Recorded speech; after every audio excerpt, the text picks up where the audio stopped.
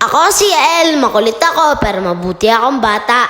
Tara, samahan niyo ako. Ngayong araw nga po na to, pumunta po ulit kami sa Batangas City. 7th birthday po kasi ang pinsan ko. Kasali po ako sa program, 7 dance po ako. Kasama ko po pala si Tito Gian at si Kuya Libay. Habang nasasakyan nga po pala kami, nagkukulitan kaming tatlo. Andito na nga po pala kami sa paggaganapan ng birthday ng pinsan ko. Pagdating nga po namin, naglaro po muna kami habang di pa po nagsisimula yung birthday. Minsan ko lang din po makasama si Kuya Libay, kaya sinulat po muna namin ang paglalaro. At nagsimula na nga po yung birthday party ni Gidget. Tinatawag na din po ang mga kasala sa 7 gifts. Medyo kinakabahan po ako kasi hindi po ako marunong magsayaw ng babae. Ang dami din pong bisita kaya nahiya po ako. Pinagbihis na po ako ni Papa kasi tatawagan na po ang mga kasali. Mga oras na to, kinakabahan at nahiya po ako. Hindi ko po alam kung anong gagawin ko.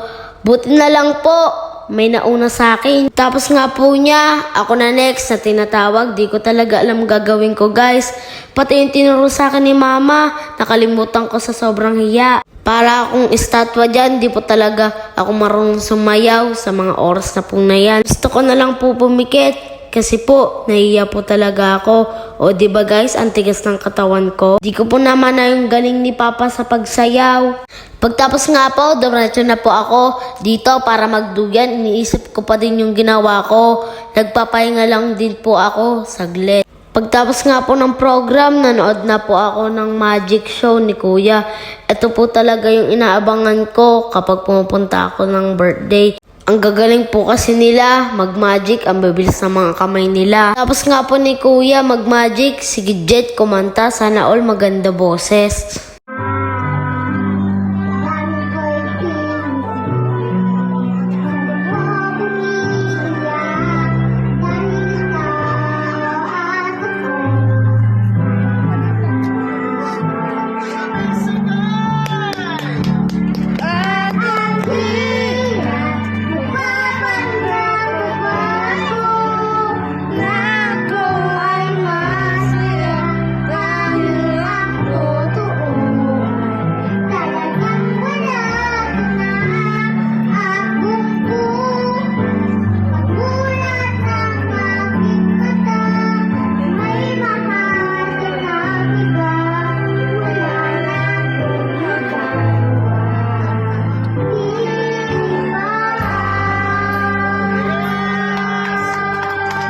O diba po, ang ganda ng boses ni Gidget, mapapasana all ka na lang po talaga. Mga oras na po na to, gabi na at napadami ang inom ng papa ko. Mamaya-maya, pihadong sasayaw ang papa ko sa sobrang kalasingan. Ay siya, di nga ho ako nagkamali, ay nga ho ang aking papa. Parang naasayaw na bulate. Pati nga si Kuya Bay, napasayaw na din. Naka po, pati nga ang Lola Ben, napasayaw na din. Guys, baka po magkamali kayo, hindi po yan si Lola During ko. Si Lola Ben po yan, kahambal ni Lola During. Pawa po ng papa ko.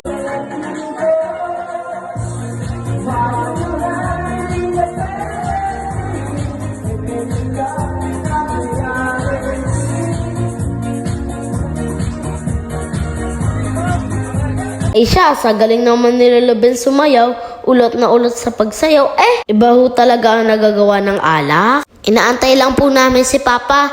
Mamaya-maya kami po ay uuwi na din pa Maynila.